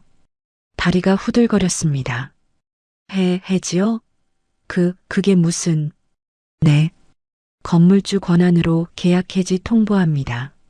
30일 내로 이 자리 비워주세요. 인테리어 비용 청구 같은 거 하지 마시고요. 오히려 내가 원상복구 비용 청구해야 할 판입니다. 김 실장이 해지 통보서를 영자에게 내밀었습니다. 영자가 떨리는 손으로 서류를 받았어요. 종이가 바들바들 떨렸습니다. 글씨를 제대로 읽지도 못하는 것 같았어요. 이러시면 안 돼요, 회장님. 이 가게가 제 전부예요. 여기 문 닫으면 저 어떡해요. 20년 넘게 키워온 가게라고요. 영자가 갑자기 제 발치에 무릎을 꿇었습니다. 털썩하는 소리가 크게 울렸어요. 아까까지 저를 쫓아내려던 그 여자가 바닥에 엎드렸습니다. 명품 투피스가 주방 바닥 물기에 젖는 것도 모르고 매달렸어요. 진주 목걸이가 바닥에 찰랑거렸고 완벽하게 세팅했던 머리카락이 흐트러졌습니다. 체면고 뭐고 다 버린 모습이었죠. 제발요, 회장님. 한 번만 봐주세요. 제가 잘못했어요. 다시는 안 그럴게요. 울먹이는 목소리였습니다. 하지만 저는 냉정했어요. 이 여자가 내 딸한테 한 짓을 생각하면 동정심 따위 생기지 않았습니다. 사돈, 내 딸이 2년 동안 여기서 얼마나 울었는지 알아요? 내 딸이 얼마나 참고 버텼는지 알아요? 저는 미소를 돌아봤습니다. 딸의 눈에서 눈물이 흘러내리고 있었어요. 하지만 이번에는 서러운 눈물이 아니었습니다. 뭔가 다른 감정이 섞인 눈물이었죠. 아빠, 미소가 저에게 다가왔습니다. 저는 딸을 꼭 안아주었어요. 딸의 몸이 떨리고 있었습니다. 미소야, 이제 끝났어. 아빠가 왔으니까 다 끝난 거야. 딸이 제 품에서 흐느꼈습니다. 3년 동안 참아왔던 서름이 터져 나오는 것 같았어요. 저는 딸의 등을 토닥이며 영자를 돌아봤습니다. 영자가 아직도 바닥에 엎드려 있었어요. 그 옆에 성훈이 서 있었습니다. 성훈도 얼굴이 새파랗게 질려 있었어요. 저도 죄송합니다. 장인어른. 아니, 회장님. 제가 미소를 못 지켜서. 성훈이 더듬거렸습니다. 하지만 저는 그 사과를 받아줄 생각이 없었어요. 성훈 씨, 아까 뭐라고 했죠? 어머니가 며느리 훈계할 수 있는 거 아니냐고 했나요? 성훈이 움찔했습니다. 얼굴이 더욱 창백해졌어요. 자기 마누라가 뺨 맞는데 그게 훈계라고 했어요. 3년간 아내가 노예처럼 부려먹히는데 게임이나 하고 있었고요. 그런 남자가 무슨 남편이에요? 개만도 못해요. 저는 싸늘하게 내뱉었습니다. 성훈의 얼굴이 빨갛게 달아올랐어요. 수치심인지 분노인지 모르겠지만 아무 말도 하지 못했습니다. 입만 벙긋거릴 뿐이었어요. 그건 그리고 빚 3억. 그거 당신이 졌으면 당신이 갚아야죠. 왜 내 딸이 노예처럼 일하면서 갚아요? 사업한다고 빚지고는 마누라한테 떠넘기는 게 남자예요? 성훈이 아무 말도 하지 못했습니다. 고개를 푹 숙이고 바닥만 보고 있었어요. 주먹을 꽉 쥐고 있었지만 반박 한마디 못하는 비겁한 모습이었습니다. 저는 김 실장에게 눈짓했습니다. 김 실장이 또 다른 서류를 꺼냈어요. 여기 3억 500만 원 수표입니다. 이걸로 빚은 청산된 겁니다. 김 실장이 수표를 영자 앞에 던졌습니다. 수표가 바닥에 팔랑 떨어졌어요. 바닥 물기에 살짝 젖었습니다. 영자가 그 수표를 멍하니 바라봤어요. 손을 뻗었다가 멈추기를 반복했습니다. 이게 내 딸이 2년간 일한 품삯이라고 생각하세요.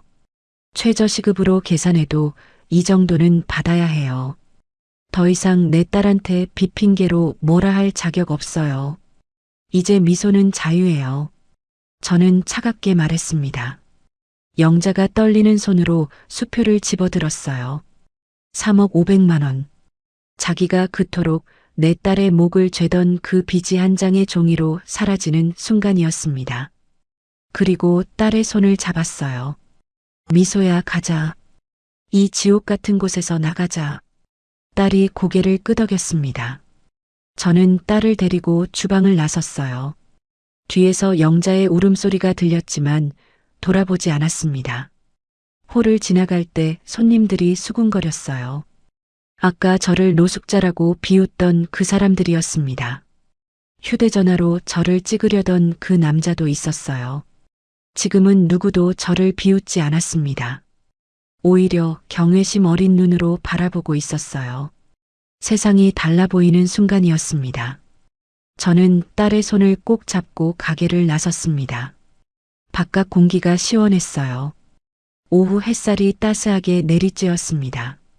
답답했던 가슴이 뻥 뚫리는 것 같았어요. 딸이 제 옆에서 깊은 숨을 내쉬었습니다. 3년 만에 처음으로 편하게 쉬는 숨 같았어요. 아빠, 나 꿈꾸는 거 아니지? 이게 진짜 현실이야? 꿈 아니야. 현실이야, 미소야. 저는 딸의 손을 더 꼭 잡았습니다. 거칠고 상처난 그 손이 너무 안쓰러웠어요. 이제 다 끝났어, 미소야. 아빠가 있잖아. 이제 아무도 널 힘들게 못해. 약속할게, 미소야. 꼭, 반드시. 모든 것이 끝났습니다. 영자는 바닥에 주저앉아 울고 있었고 성우는 제 앞에 무릎을 꿇고 빌었어요.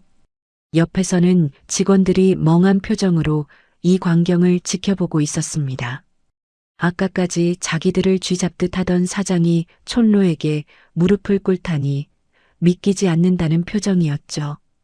김 실장이 건넨 퇴거 통보서를 영자가 부여잡고 벌벌 떨고 있었습니다. 손이 너무 떨려서 종이가 파르르 소리를 냈어요. 사돈. 제가 잘못했어요. 한 번만 봐주세요. 가게를 잃으면 저희 망해요. 평생 일군 것이에요. 영자의 목소리가 떨렸습니다. 아까까지 저를 개 취급하던 그 사람이 맞나 싶었어요. 명품 옷에 진주 목걸이를 한 채로 바닥에 앉아 있는 모습이 우스꽝스러웠습니다. 머리카락은 헝클어졌고 립스틱은 번져 있었어요. 화려한 거칠애가 다 무너진 모습이었죠. 저는 차갑게 내려다봤어요. 조금도 불쌍하지 않았습니다. 이 여자가 내 딸에게 한 짓을 생각하면 오히려 이것도 가벼운 벌이었죠. 사돈, 내 딸 2년 동안 무보수로 부려먹고 오늘 내 눈앞에서 뺨까지 때려놓고 이제 와서 한 번만 봐달라고요? 영자가 고개를 푹 숙였습니다. 아무 말도 못했어요. 변명의 여지가 없었으니까요. 김 실장이 서류 가방에서 또 다른 문서를 꺼냈습니다. 영자의 얼굴이 더욱 창백해졌어요. 뭔가 더 나쁜 소식이 있나 싶어 긴장한 표정이었습니다. 이건 성훈 씨 빚 3억에 대한 서류입니다. 회장님께서 전액 변제하셨습니다.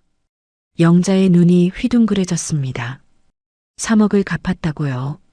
이해가 안 된다는 표정이었어요. 아마 자기가 딸을 묶어두는 데 쓰던 그 빚이 사라졌다는 게 믿기지 않았겠죠. 저는 고개를 끄덕였습니다.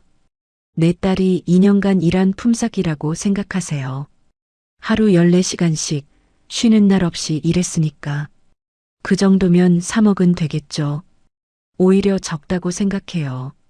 사실 딸의 2년간 노동에 비하면 3억도 적었습니다. 청춘을 바친 대가치고는 턱없이 작은 금액이었죠. 하지만 이제 빚의 굴레에서 딸을 풀어줄 수 있게 됐어요. 3년간 딸의 목을 조이던 사슬이 풀린 겁니다. 가슴이 뻥 뚫리는 것 같았습니다. 미소가 제 소매를 잡았습니다. 눈에 눈물이 그렁그렁했어요. 아빠, 정말이야? 빚 다 갚은 거야? 그래, 이제 너는 아무 빚도 없어. 자유야. 딸의 눈에서 눈물이 왈칵 쏟아졌습니다. 하지만 이번에는 서러운 눈물이 아니었어요. 3년 만에 처음 보는 안도의 눈물이었습니다. 성훈이 허겁지겁 다가왔습니다. 미소의 손을 잡으려고 했어요. 하지만 딸이 손을 뿌리쳤습니다. 미소야, 우리 다시 시작하자. 응? 내가 잘못했어. 앞으로는 진짜 잘할게. 어머니한테도 말할게. 늦었어요. 미소의 목소리가 단호했습니다. 3년간 들어보지 못한 목소리였어요. 저는 딸이 자랑스러웠습니다. 3년간 당하기만 하던 아이가 드디어 제 목소리를 내고 있었어요. 기죽어 있던 어깨가 펴지고 눈에 힘이 들어갔습니다. 난 이혼할 거예요. 아까 어머니가 먼저 이혼하라고 했잖아요. 그 말 그대로 하는 거예요. 어머니 뜻대로요. 성훈의 얼굴이 하얗게 질렸습니다. 눈이 풀린 채로 멍하니 서 있었어요. 상황 파악이 안 되는 표정이었습니다. 3년간 아내를 짓밟고도 아무렇지 않던 놈이 이제 와서 당황하는 꼴이라니. 꼴 좋더군요. 솔직히 통쾌했습니다. 영자가 벌떡 일어났습니다. 무릎에 묻은 먼지를 털 생각도 못하고 아들 앞으로 달려갔어요. 성훈의 등을 떠밀며 다급하게 말했습니다. 야, 이 바보야. 빨리 무릎 꿇고 빌어. 제발 이혼하지 말라고. 장인어른한테도 싹싹 빌고. 내가 빌어야지 누가 빌어. 성훈이 제 앞에 다시 무릎을 꿇었습니다. 이마가 바닥에 닿도록 절을 했어요. 쿵쿵 소리가 났습니다. 하지만 저는 눈길조차 주지 않았어요. 이놈의 눈물은 후회가 아니라 두려움에서 나온 것이었으니까요. 미소야, 가자. 저는 딸의 손을 잡고 주방을 나섰습니다. 뒤에서 영자가 울부짖는 소리가 들렸어요. 사돈, 제발요. 한 번만 봐주세요. 가게라도 살려주세요. 저는 돌아보지 않았습니다. 딸의 손을 꼭 잡은 채 홀을 가로질러 정문으로 향했어요. 손님들이 수군거리며 이쪽을 쳐다봤습니다. 아까 저를 노숙자 취급하며 비웃던 사람들이었죠. 지금은 표정이 완전히 달라져 있었어요. 호기심과 경외심이 뒤섞인 눈빛이었습니다. 아까 저를 무시하던 발렛 요원들이 허리를 90도로 숙이며 인사했습니다. 아까 납품 차량 들어오는 곳이 아니라고 쫓아내려던 그 청년들이었어요. 지금은 손이 벌벌 떨리면서 문을 열어주고 있었습니다. 세상이란 게 이렇게 바뀌는 거더군요. 밖으로 나오자 시원한 바람이 얼굴을 스쳤습니다. 오후 햇살이 따스하게 내리쬐었어요. 하늘이 유난히 파랗게 느껴졌습니다. 저는 깊이 숨을 들이마셨어요. 가슴 속에 있던 답답함이 조금씩 풀리는 것 같았습니다. 오늘 하루가 얼마나 길었는지 모르겠어요. 아침에 농장에서 출발했을 때만 해도 이렇게 될 줄 몰랐습니다. 미소가 제 팔에 매달렸습니다. 어릴 때처럼요. 초등학교 다닐 때 학교 앞에서 저를 기다리다 뛰어오던 그때처럼요. 제 어깨에 머리를 기대고 눈을 감았어요. 작은 체구가 더 작아 보였습니다. 아빠, 고마워.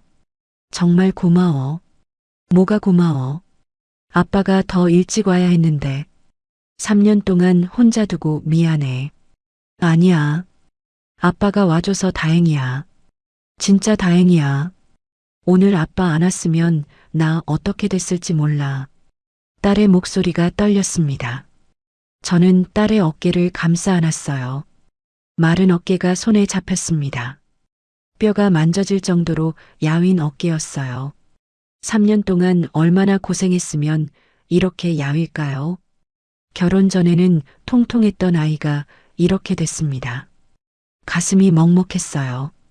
눈시울이 뜨거워졌습니다. 이제 집에 가자. 아빠 농장에서 같이 살자. 응, 가고 싶어. 아빠 농장. 딸이 고개를 끄덕였습니다.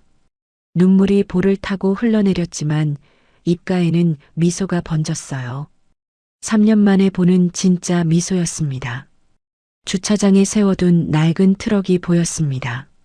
금간 유리창에 테이프 붙인 사이드미러, 녹슨 차체와 흙 묻은 바퀴. 아까는 창피했던 그 트럭이 지금은 달라 보였어요. 딸을 데려갈 수 있는 소중한 수레였습니다. 벤츠보다 포르쉐보다 이 낡은 트럭이 더 값지게 느껴졌어요. 트럭 조수석 문을 열어줬습니다. 미소가 올라탔어요. 낡은 시트에서 삐걱 소리가 났지만 딸은 개의치 않았습니다. 시트에 앉자마자 긴 한숨을 내쉬었어요. 어깨가 축 처지더니 머리를 뒤로 젖혔습니다. 긴장이 풀리는 것 같았어요. 3년간 한시도 쉬지 못했던 긴장이요. 아빠, 나 배고파. 아까 점심도 못 먹었어. 아침부터 설거지만 했거든. 그래. 뭐 먹고 싶어? 아빠가 해주는 거. 아빠 된장찌개 먹고 싶어. 엄마 없고 나서 아빠가 끓여주던 그 된장찌개. 된장찌개라니. 별것 아닌 음식인데 딸의 눈에 눈물이 그렁그렁했어요. 시집에서 3년간 제대로 된 밥 한 끼 못 먹었나 봅니다. 남들 먹다 남은 것만 먹었을 딸 생각에 가슴이 먹먹했어요. 그래, 집에 가서 해줄게. 된장찌개에 계란말이도 해줄게. 내가 좋아하는 김치전도 부쳐줄게. 저는 운전석에 올라탔습니다. 시동을 걸자 트럭이 덜컹거리며 움직였어요. 주차장을 빠져나오는데 백미러에 가게가 보였습니다. 신규 건물주님 환영이라는 현수막이 아직도 걸려 있었죠. 피식 웃음이 났어요. 도로로 나서자 서울 시내가 눈에 들어왔습니다. 고층 빌딩들이 즐비했지만 제 눈에는 논밭이 펼쳐진 고향이 더 그리웠어요. 미소도 그럴 겁니다. 아빠, 농장에 아직도 호박 많아? 그럼, 올해 풍년이야. 호박잎 많이 땄어. 나 호박죽 먹고 싶어. 아빠가 해주던 거 해줄게. 많이 해줄게. 딸이 창밖을 바라봤습니다. 눈가에 눈물이 맺혀 있었지만 표정은 평온했어요. 3년 만에 보는 평온한 얼굴이었습니다. 저는 한 손으로 핸들을 잡고 다른 손으로 딸의 손을 잡았습니다. 거칠고 상처난 손이었지만 따뜻했어요. 세제에 상한 피부, 파편에 베인 상처들. 이 손을 다시 부드럽게 만들어줘야겠다고 생각했습니다. 시간이 걸리더라도요. 차창 밖으로 해가 기울기 시작했습니다. 노을빛이 하늘을 물들이고 있었어요. 주황색과 붉은색이 뒤섞인 아름다운 노을이었습니다. 그 빛이 딸의 얼굴을 비췄어요. 창백했던 얼굴에 생기가 도는 것 같았습니다. 아빠, 나 이제 괜찮을 것 같아. 무섭지 않아. 딸이 조용히 말했습니다. 목소리가 떨리지 않았어요. 저는 고개를 끄덕였습니다. 그래, 이제 괜찮을 거야. 아빠가 있으니까. 앞으로는 아빠가 지켜줄게. 트럭이 고속도로에 올라탔습니다. 서울을 벗어나 고향으로 향했어요. 도시의 빌딩들이 뒤로 멀어지고 창밖으로 논밭이 펼쳐지기 시작했습니다. 벼들이 황금빛으로 물들어 있었어요. 가을이 오고 있었습니다. 풍요로운 계절이요. 새로운 시작의 계절이요. 저는 딸의 손을 꼭 잡은 채 앞만 바라봤습니다. 이제 새로운 시작입니다. 딸과 함께하는 새로운 삶이요. 앞으로는 딸이 웃는 모습만 보게 해주고 싶었어요. 맛있는 것 먹이고 푹 쉬게 하고 상처난 손을 치료해주고 싶었습니다. 백미러의 서울 시내가 점점 멀어져 갔습니다. 그 화려한 빌딩들 사이에서 딸이 얼마나 외로웠을지 생각하니 마음이 아팠어요. 하지만 이제 끝났습니다. 그리고 저는 페달을 더 세게 밟았어요. 고향으로, 우리 집으로, 내 딸을 데리고 말입니다. 다시는 놓치지 않을 겁니다. 절대로요. 그게 아비된 돌이니까요. 평생요. 언제까지나요? 오늘의 사연 어떠셨나요? 사연이 마음에 닿았다면 더 좋은 사연으로 찾아뵐 수 있도록 구독과 좋아요를 눌러주세요. 그리고 사연의 주인공을 위한 따뜻한 말씀도 댓글로 부탁드립니다. 여러분의 오늘을 응원합니다. 인생 소풍이었습니다.